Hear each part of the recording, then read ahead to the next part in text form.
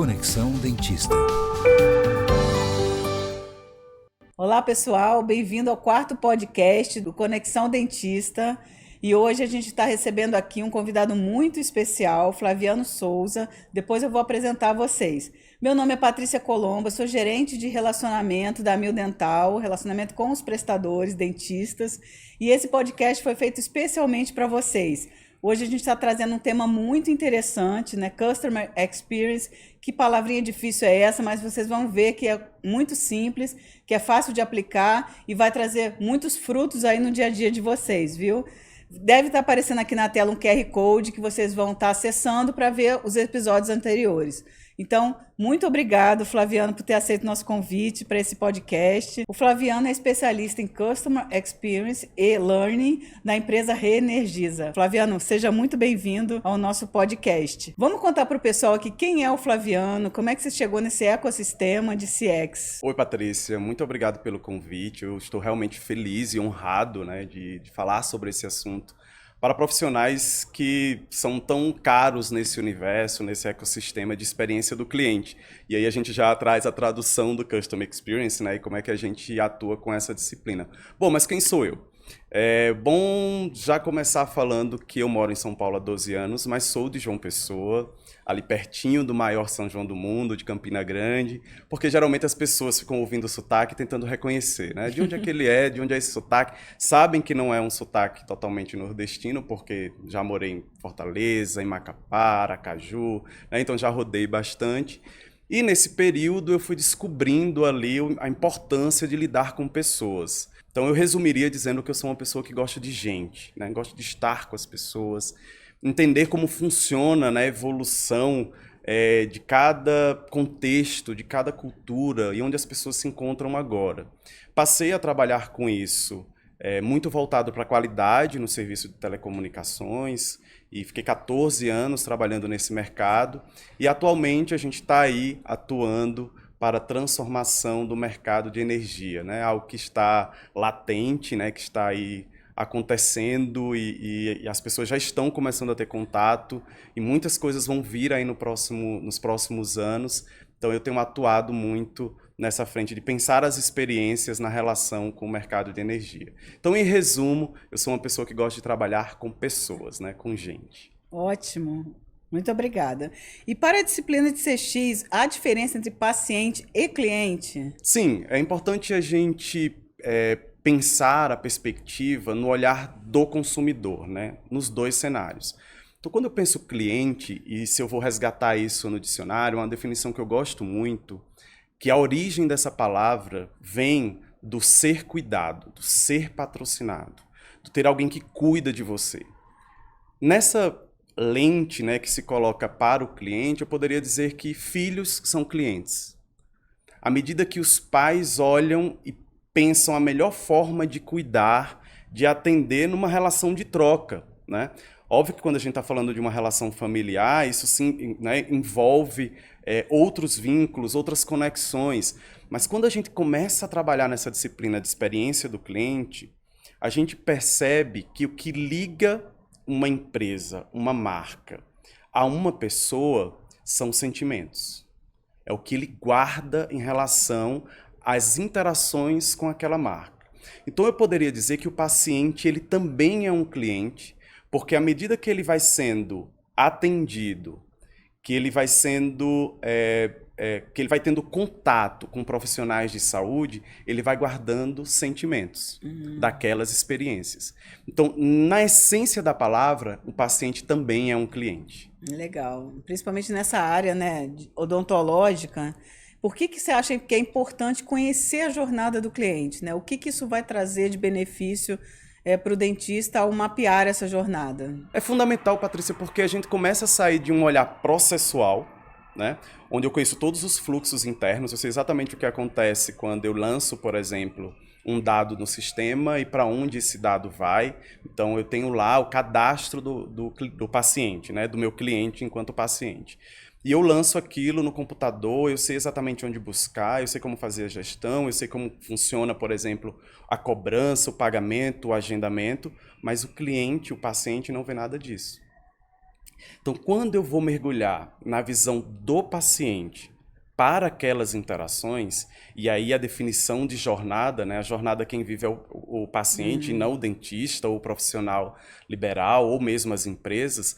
Mas quando eu vou mapear a jornada, eu começo a perceber pontos de fricção, de desgaste, que aquele paciente vai tendo e que elas não estão sendo consideradas no processo. O processo às vezes se torna engessado e dificulta a relação do paciente com aquele profissional ou com aquela marca.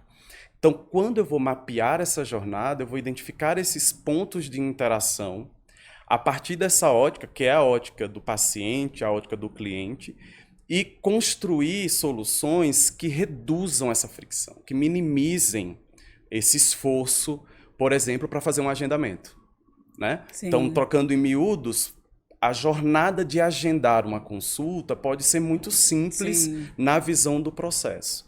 Mas na perspectiva do paciente também é tão simples assim, né? Então a importância de mapear é mergulhar nas lentes do paciente para entender como ele observa essas interações. Sim, e como é difícil identificar esses pontos de atrito, né? Se a gente não viver essa experiência exatamente como cliente, né? Tem coisas que são até óbvias, né? Porque se a gente olhar, todo dentista também é cliente. Verdade. De outras marcas. E ele sabe o que incomoda. Ela sabe o que incomoda quando uma marca deixa de atender, quando uma marca deixa de cumprir com aquilo que foi prometido. Porque eu gosto de dizer que a jornada ela tem uma relação direta com expectativa e realidade. Qual a expectativa que você coloca nos seus pacientes, para os seus pacientes? De atendimento, por exemplo. Você chegou no consultório, eu não vou usar a palavra experiência ainda, né? Mas qual é a percepção inicial ao entrar no consultório? Talvez essa percepção inicial já estabeleça ali um padrão de expectativa. Nossa, que consultório bonito, aconchegante, né? E isso é a jornada sendo vista, vivida a partir do paciente. Mas aí ele sai do consultório, faz um agendamento e 20 dias depois ele deveria retornar, ele esquece. E ninguém lembrou que aquele dia estava agendado. E ele é cobrado, porque ele faltou, e aqui eu estou falando uma situação hipotética, né? Com a licença poética aí de trazer alguns exemplos que talvez não aconteçam a fundo, mas para ilustrar. E ele é cobrado porque ele não avisou que faltaria aquela consulta. A expectativa gerada naquela primeira percepção, naquele primeiro contato no consultório, é frustrada no momento em que alguém poderia ter mandado uma mensagem para ele, lembrando, né, para ela, lembrando daquela consulta. E não foi feito. Então, uma experiência que começou boa, terminou ruim, na visão né, daquele paciente. Então, isso o fundamental, né, de entender e de mergulhar nesse universo para realmente reconhecer quais são esses pontos que se tornam difíceis e que podem ser resolvidos. Que, como eu falei, às vezes a pessoa pode até pensar, é óbvio, mas se eu vivencio, né, aquilo, e quantas vezes a gente, por exemplo, não fica pensando como é que uma empresa desse tamanho falha em algo tão pequeno. É exatamente por isso, porque o óbvio precisa ser resolvido. Sim, com certeza. Né? E você falou em expectativa. Você acha que as expectativas podem ser diferentes dependendo de cada cliente? Então, por exemplo, para um determinado cliente, ele entra com um olhar, o outro entra com outro. Como é que a gente consegue identificar quais são as expectativas que o nosso cliente tem ao entrar no consultório, ou ao fazer um agendamento, enfim? São diferentes. E esse sim, Patrícia, é o principal desafio, né? Eu lembro que quando a gente começou a trabalhar nessa perspectiva aí de pensar, por exemplo, transformação digital, né? Aplicativos e sites que façam com que o cliente se resolva, né? E, por exemplo, eu sei que vocês, enquanto plano de saúde, né, também têm vivenciado essa transformação para que o paciente se resolva pelo aplicativo, sem precisar ligar para a central. O grande desafio era a personalização, né? Nem todas as pessoas querem ser digitais. Como a gente atende aquela que quer continuar sendo analógica, né? O paciente ele tem condições de acompanhar todos os movimentos dele no aplicativo. Mas aí você pega um paciente que ele prefere olhar isso através de um papel, imprimir e fazer esse controle com anotações. Como eu personalizo essa experiência sem desconsiderar essa necessidade? Então, forçar as pessoas à transformação não é genuíno. Eu não posso pegar a transformação digital como um padrão e estabelecer isso para todas as pessoas. Sim. Cada paciente tem necessidades únicas. E aí a gente pode usar até métodos estatísticos para pensar como que eu vou atender um grupo maior de pessoas com determinada solução, né? Com uma solução digital ou mesmo com experiência física, presencial. Às vezes eu vou atender determinado paciente com uma solução e eu vou abrangendo, né, nessa solução outras pessoas com perfis semelhantes. E aí eu encontro semelhanças para aquela personalização.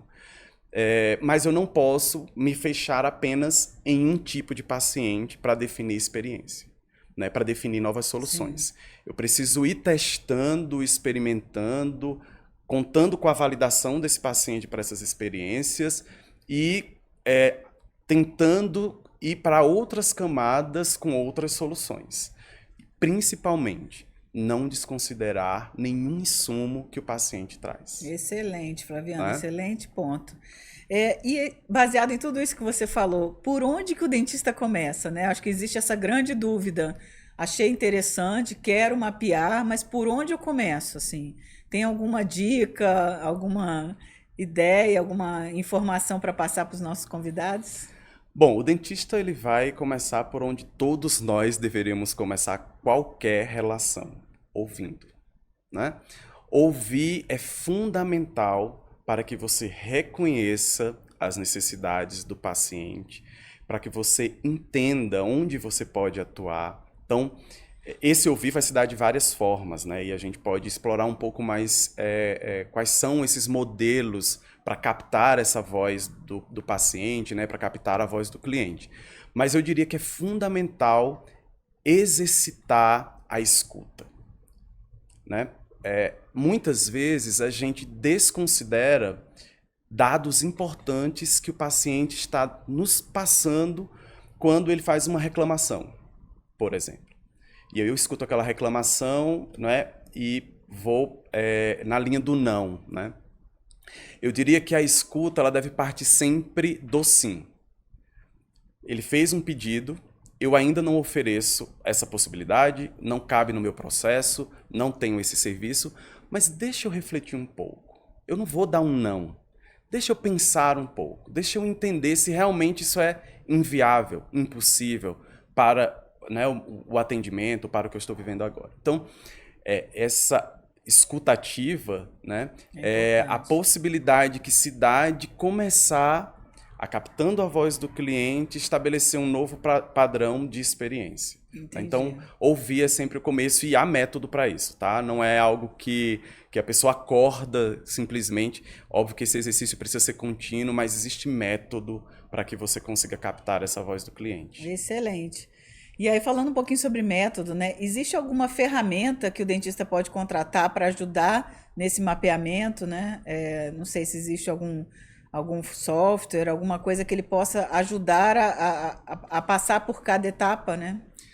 Patrícia, assim, a gente deveria pensar que tem dentistas e dentistas, empresas e empresas, né, com tamanhos variados. Se eu tenho uma empresa mais estruturada, né, ou se eu tenho uma rede de consultórios, se eu tenho áreas muito bem definidas, eu diria que é importante contratar uma consultoria, né, para não começar dando passos que lá na frente podem gerar retrabalho. Isso é muito comum, por exemplo, com a implantação do NPS, né? Eu diria que a maioria das empresas... O que é NPS? Explica para os nossos convidados. NPS, né? NPS, ele é um score, Net Promoter Score, que a gente mede a lealdade do cliente ou do paciente com a marca.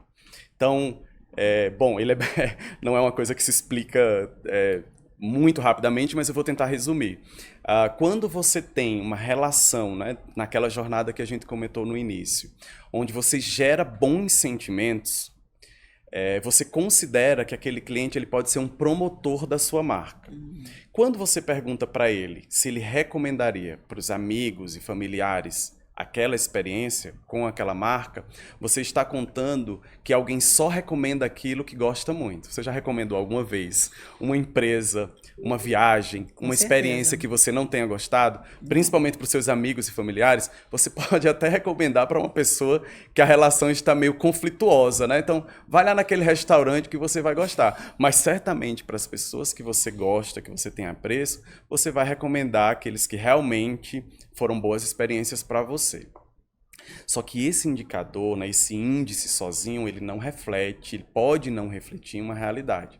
Ele precisa se somar a vários outros fatores. Por exemplo, se os pacientes, para uma empresa, para uma clínica que aplica o NPS, ele dá uma nota 9 e 10, ele é um promotor. Se ele dá uma nota de 0 a 6, ele é um detrator daquela experiência, daquela clínica. Se ele dá uma nota 7 ou 8, ele é neutro. Então, ele é propenso a virar um detrator, porque a experiência dele não foi boa nem ruim, mas ele pode também se tornar um promotor. No cálculo do NPS, eu diminuo, né, os detratores dos promotores, o percentual de detratores dos promotores, e eu desconsidero os neutros. Qual é o risco? Nós estamos numa cultura onde a média é 7. Então, se você dá um 8, você considera que está dando uma nota boa, né? Se você dá um 7, você está ali na média. Então, a grande maioria das pessoas na nossa cultura, elas se tornam neutras nesse indicador. E elas são excluídas do cálculo. Então, se uma empresa não tem uma maturidade para implementar o NPS, ela pode ter um conflito na percepção do paciente por causa da cultura onde ela está inserida. Então, uma consultoria ela poderia suportar essa implantação com estudos mais amplos. Vamos olhar o NPS, e aí a gente tem o NPS relacional e o transacional que eu já explico. Mas vamos olhar o NPS de relação com a marca, comparando ele com um histórico mais amplo e com a concorrência. Vamos olhar o NPS olhando, por exemplo, o abandono. O churn, né? Quando a gente fala de pessoas que nunca mais vão me contratar ou que vão deixar de ter aquela relação comigo. Então, eu vou combinando indicadores para ter um diagnóstico. O transacional, ou seja, eu faço a pesquisa assim que termina uma consulta. Está fresco na memória.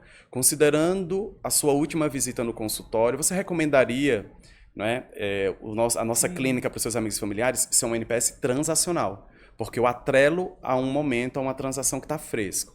O relacional é quando depois de 6 meses que ele foi atendido, eu mando uma pesquisa e ele vai considerar a relação como um todo. Então, é um método, né, que tem sido aplicado, até a academia você chega, né, e tem lá, você recomendaria para os seus amigos e familiares, mas se não for bem aplicado, ele pode trazer insumos que vão nortear para caminhos que podem não ser os mais seguros para aquela empresa, né, para aquela clínica. Esses métodos, eles podem ser aplicados em diferentes tipos de clientes ou para cada cliente, determinado cliente, a gente aplica um método? Como é que é em relação a isso? O ideal é que você saiba se você vai aplicar para aquele grupo de clientes, quais insumos você quer coletar com isso. Porque existem vários tipos de pesquisa, né? Tem muitas empresas e até clínicas e em várias situações do mercado, a pesquisa do NPS, que poderiam claramente ser uma pesquisa de satisfação. Não precisaria ser uma pesquisa de lealdade. Então você poderia perguntar de 1 a 5, você está satisfeito com esse atendimento? Né? E aí essa forma de perguntar para aquele cliente naquela situação pode conduzir as soluções para um caminho mais assertivo.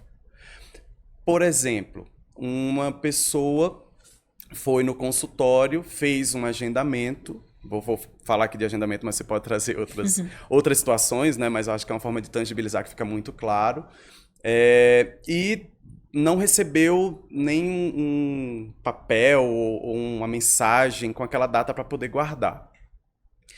e essa pessoa depois recebe uma mensagem, né? Considerando o nosso agendamento, a nossa forma de agendamento, você recomendaria para as pessoas? Pode não ser a pergunta que vai caber na situação, no contexto daquele paciente naquele momento. Mas por que eu vou recomendar um agendamento? É meio, o agendamento é meio, não é fim. O fim é o atendimento. Mas se você perguntar, você está satisfeito com a nossa forma de agendamento? É aplicável para aquele contexto. Entendi. Então eu preciso entender sim, né, quais são as situações em que estão cada cliente, cada paciente e qual tipo de pesquisa eu posso aplicar. Inclusive se ela é uma pesquisa qualitativa ou uma quantitativa, se eu tenho um volume de pacientes, eu posso aplicar através de um questionário, uma pesquisa quantitativa, mas se eu tenho um número baixo, né, eu tenho ali 6 clientes ou pacientes que foram atendidos naquele tipo de procedimento, é melhor que eu faça uma qualitativa, que eu faça uma ligação, que eu faça um roteiro de pesquisa, mas vá conversando para captar aquela experiência. Então, existem vários modelos, tipos, métodos que caberiam em situações diferentes. Eu acho legal essa questão de dividir em etapas, né, o consultório, porque, como você falou, existe etapa do agendamento, mas também existe etapa do tratamento em si, o intervalo está sendo satisfatório. Enfim, tem várias perguntas que o dentista pode fazer para conduzir um melhor caminho, né? Quando finaliza, gostou do resultado final do tratamento, então assim, a gente tem até o retorno dele, né? Exatamente. Porque às vezes você fica esperando o cliente ligar para agendar daqui a 6 meses, 1 ano, sei lá quanto tempo o dentista vai dar de intervalo. Ou você toma a iniciativa de mandar para ele um comunicado daqui a 6 meses, olha, já estamos na etapa de retorno, enfim, essa questão é importante para ele saber onde mapear, né?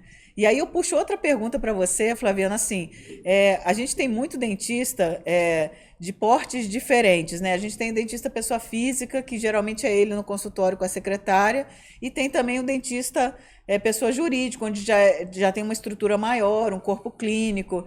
É diferente mapear estruturas diferentes de consultório? Por onde começa o pessoa física? Sou eu e a secretária. Por onde eu começo o mapeamento? E a pessoa jurídica também, que é uma estrutura um pouco maior. Como é que é isso? Eu diria que é diferente, sim, Paty, mas o pontapé inicial é o mesmo. Independente se eu sou uma empresa que eu tenho 2 funcionários atuando, ou se eu sou uma empresa como a Disney, eu vou começar sempre a partir do paciente. Então, se eu sou uma empresa pequena, ou se eu sou apenas um profissional liberal fazendo, né, um atendimento, eu vou olhar para os meus pacientes. O que vai determinar o volume. Então, se eu sou uma empresa que eu atendo um volume muito maior de pacientes, provavelmente eu vou ter que ter suporte de uma empresa, de ferramentas, para iniciar esse trabalho, né? Para poder disparar pesquisas, para poder ir a campo, entender, mapear personas, mapear jornadas. Eu vou precisar ter uma estrutura mínima para conseguir fazer esse trabalho da melhor forma. Se eu sou um pequeno e eu consigo falar com o meu paciente com mais facilidade, né, eu não vou precisar ter toda essa estrutura. Então, eu vou conseguir fazer isso com modelos, aplicando modelos mais simples. Mas, em qualquer situação, eu começo a partir da pessoa. Né? Entendi. Como eu citei a Disney, ela poderia olhar só para a criança, naquele universo mágico. Mas ela olha a jornada de todas as pessoas envolvidas naquele processo, inclusive dos colaboradores, naquelas interações. E ela cruza essas jornadas para entender quais são os pontos de fricção que podem ser reduzidos, e ela começa a atuar em todas as frentes. Então, as pessoas que trabalham, por exemplo, nos parques, eles têm um valor com uma certa autonomia para atuar numa experiência que poderia ser frustrante e se torna uma experiência positiva, como uma criança derrubar o picolé. Né? Então, se eu olho só para a criança, enquanto meu cliente no parque, ou para o pai que poderia ir lá e comprar um outro picolé, talvez eu não desse essa autonomia para o funcionário.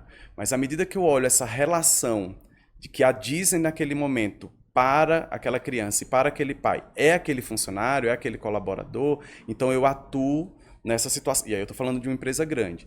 Mas quem é essa pessoa, quem exerce esse papel num consultório pequeno? É o próprio dentista?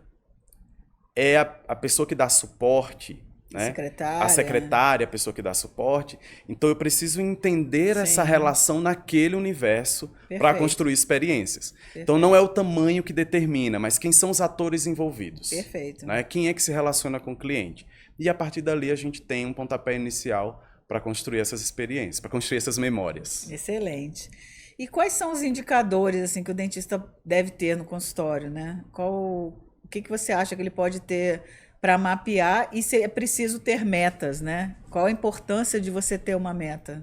Bom, os indicadores precisam ser vistos na rotina de cada contexto, né? De cada empresa, como você falou. Empresas grandes vão, obviamente, ter um volume maior de indicadores porque eles têm muitos processos e SLAs, né? E dados diferentes para serem geridos e talvez um dentista com um ajudante, né, com alguém que esteja ali fazendo esse suporte, ele tem um processo mais enxuto. E aí talvez a medição seja mais simples.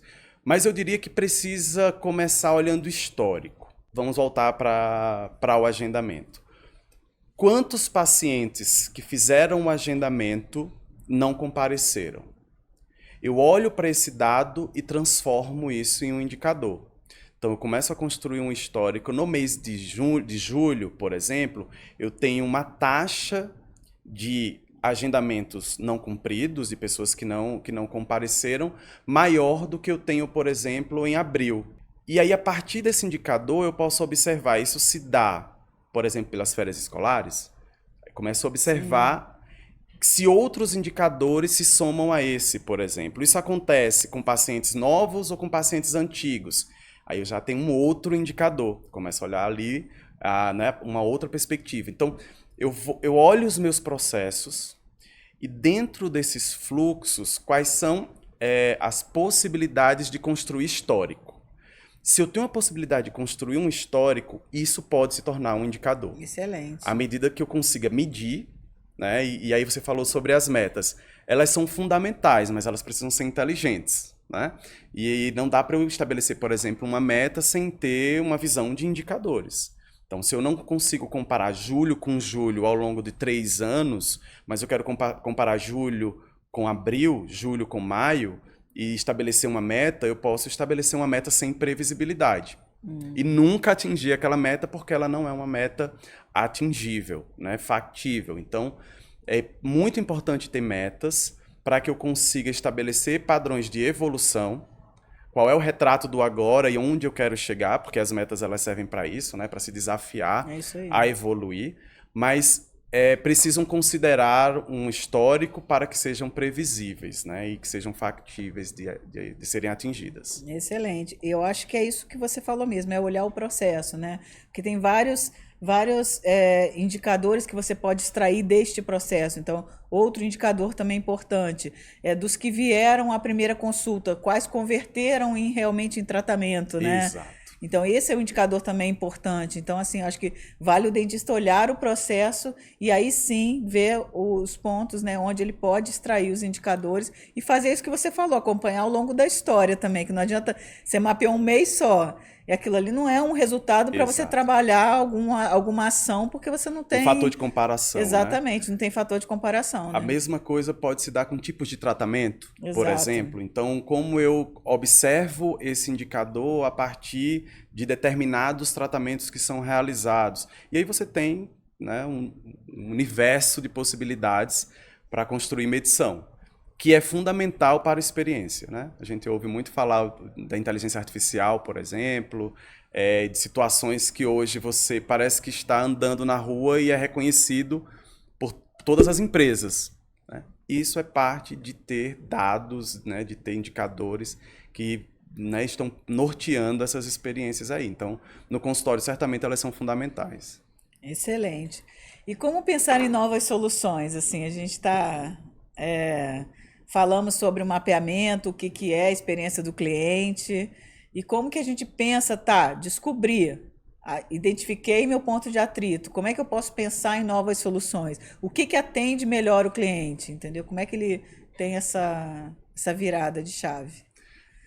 Eu acho que esse é um tema muito presente na nossa rotina enquanto clientes. O que é que nos faz bem, né? Se a gente olhar, por exemplo, qual foi a última marca que eu olhei e falei, pensou em algo que ninguém tinha pensado e resolveu minha vida? Essa solução é incrível.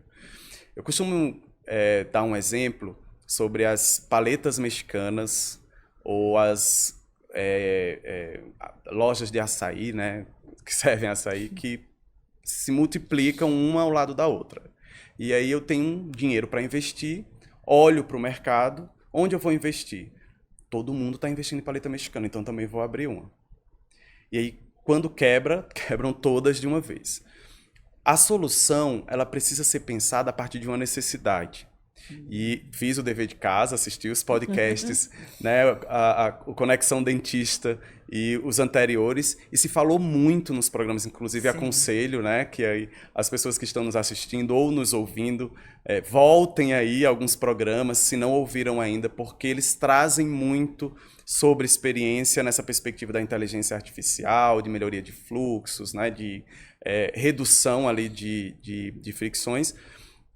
E o Caio, da DIO, né, que foi entrevistado, ele falou uma coisa muito importante sobre inovação. Ela existe quando eu resolvo um problema. Então, para pensar soluções, para começar a desenvolver soluções, eu tenho que identificar quais são os gaps.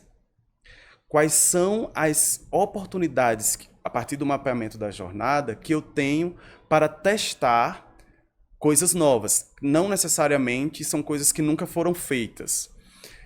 Se a pessoa que está nos ouvindo ou nos assistindo colocar no Google, por exemplo, GE ressonância infantil e clicar em imagens, vai ter um exemplo disso que eu estou falando.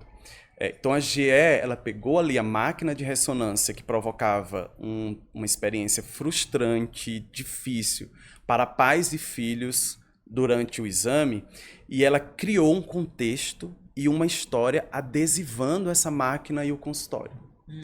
E aí ela colocou som e ela colocou os funcionários vestidos naquele contexto. Então, se o consultório, né, se a sala do exame é, por exemplo, um safari, ainda na espera, a criança ela já começa a ouvir o som e os funcionários vão dando desafios para essa criança.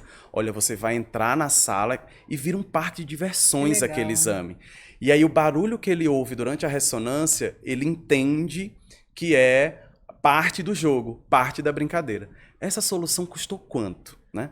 Ela foi uma solução e os indicadores mapeados a partir disso, de exames que foram realizados que antes não seriam, porque a criança não ia ficar quieta e não ia deixar acontecer, e foram assim, exponenciais, né? Os indicadores que mediram o resultado dessa ação, dessa solução. Mas o adesivo que foi colocado na sala e a roupa que foi colocada no funcionário não custou nada em relação ao ganho que teve. Sim. Então, para pensar a solução, eu tenho que ir de encontro a uma necessidade. O que é que o paciente, ao chegar no consultório, sente falta? Será que é do café só que ele sente falta e eu coloco uma máquina de café e resolve? Ou será que ele precisaria ter um agendamento, aliás, uma espera sendo feita em fila virtual para não precisar ficar sentado na recepção? Sim. E tem aquela questão do medo, né, de ir ao dentista. Então, que eu acho que também tem muito isso, Exatamente. E será que o ambiente ele é um ambiente acolhedor? Isso, Você já vai com medo e você chega lá e encontra um consultório apático com uma pessoa que está ali do outro lado de um balcão enorme, porque eu me pergunto por que é que se estabeleceram esses padrões de balcão ali no consultório, né, que você só consegue ver a testa e o olho da pessoa. Então isso já dá cria uma barreira. Será que eu não poderia tornar isso mais acolhedor e aproximar? E hoje já se vê consultórios onde, por exemplo, a mesa da pessoa que está atendendo, ela é na mesma altura das cadeiras e ela atende como se estivesse numa sala. Então são soluções que não são complexas, mas que transformam a experiência e mudam o sentimento. A gente começou falando sobre isso, né, Paty? Foi. A experiência, ela consiste em mudar os sentimentos. Se eu tenho um sentimento ruim, eu termino essa jornada com um sentimento bom. E aí eu vou muitas vezes até esquecer a situação, mas eu vou lembrar do que eu senti. Já dizia verdade, Maya Angelou, né? É verdade. Aquela frase, as pessoas vão esquecer o que eu disse, o que eu fiz, mas não vão esquecer como eu as fiz se sentir. Acredito que é essa frase, mas pesquisem Maya Angelou. E eu acho que é isso, a gente, no fim, precisa pensar soluções que gerem bons sentimentos. Isso. E é legal a gente medir essa satisfação pós também. É fundamental. Né? É Pós fundamental. aplicar alguma ação, né?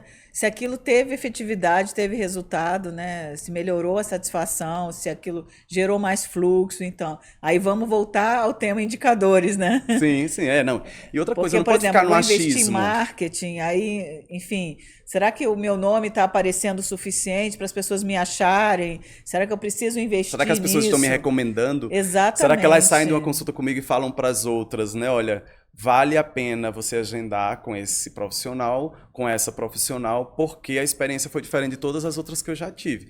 E esse é o marketing mais assertivo. É o boca Por a isso boca, o NPS é tão importante, né? Aí a gente volta, assim, se ele é bem aplicado, ele é muito importante porque o boca a boca é o melhor marketing que existe. Com certeza. Né? Se você oferece uma boa experiência, você vai ser recomendado e outras pessoas vão vir, né, naturalmente ali para vivenciar essa mesma experiência. E como é que o dentista pode ampliar os seus conhecimentos nessa área, né? Você indica algum material, algum curso onde ele possa realmente entender melhor, né? Acredito que a gente já deu vários insights aqui que gerou essa, Sim. né, essa expectativa nele aí, até essa vontade de fazer um mapeamento, mas onde buscar, né? Qual a dica que você dá para os nossos dentistas? Muitas pessoas me perguntam isso. Que curso eu deveria fazer para ser um profissional atuando em Customer Experience, né? Ou aplicar esses métodos, esses modelos na minha empresa, no meu negócio. Hoje, eu diria que precisa ser um curioso de várias disciplinas, porque o Customer Experience ele é uma disciplina que se compreende no complemento de outras. Por exemplo, análise de dados. Não existe Customer Experience sem análise de dados. Customer Insights, né? A busca por escutar a voz do cliente e transformar aquilo de forma inteligente em dados. Design Thinking, né? O design como um todo, né? Design Thinking ali é uma cesta de ferramentas para você seguir ali o processo, mas o design como um todo de soluções é uma disciplina que está. Customer Success, sucesso do cliente, né? O pós-venda. Então tem muitas disciplinas que quando você vai estudando, elas vão construindo essa consciência de que a experiência do cliente é um ecossistema, que olha o todo, né? E não só uma parte. Não é só uma área da empresa, ou só uma pessoa que faz.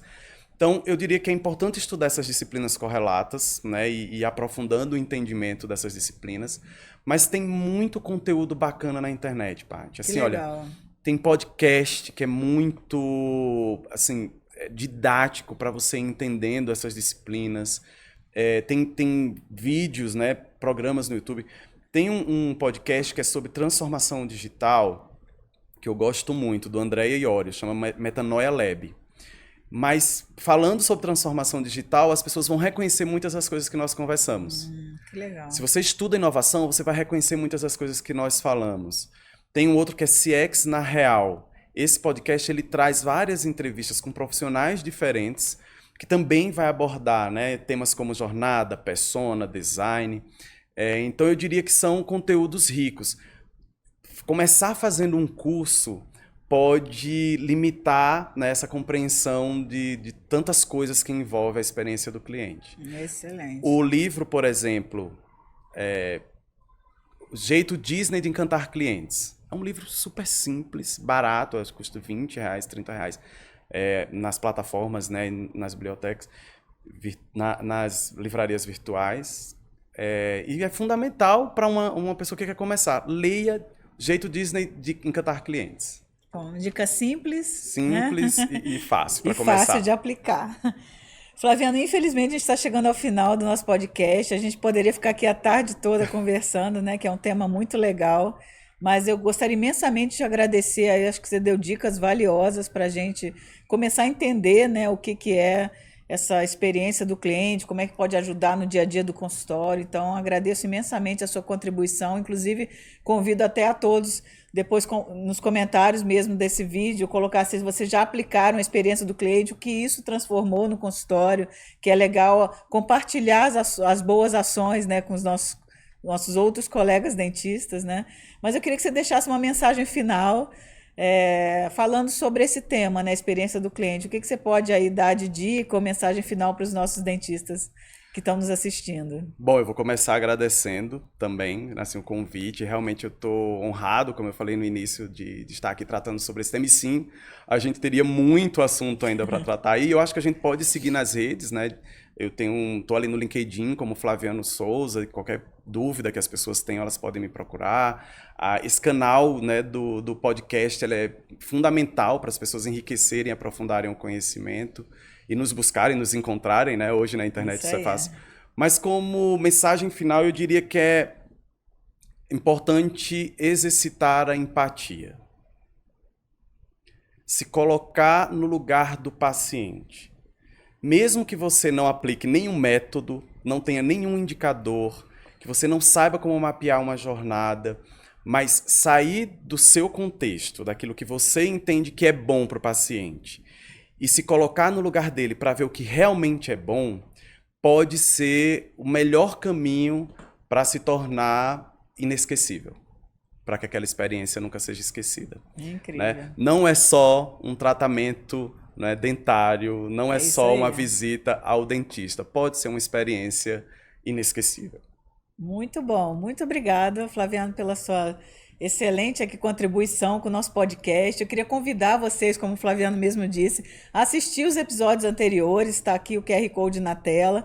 Eu queria convidar também vocês a entrarem no nosso portal Conexão Dentista, a gente traz várias informações para os nossos dentistas relevantes sobre o mercado, gestão, as notícias importantes, enfim. Está o endereço aqui também na tela para vocês assistirem e agradecer nosso público aqui principal, foi feito com muito carinho, né, esse conteúdo, a gente trazer esse brilhante especialista aqui em CX, né. Eu queria agradecer muito a todos vocês pela audiência e convidar novamente vocês a assistirem os nossos episódios anteriores, tá bom? Outra coisa também, se vocês quiserem indicar temas para os próximos podcasts, a gente vai gostar muito. Pode comentar no vídeo aqui, ou então pode entrar lá no portal Os Dentistas Credenciados e no Conexão Dentista e indicar temas aqui que a gente traz com o maior prazer. Muito obrigada a todos e até a próxima. Conexão Dentista.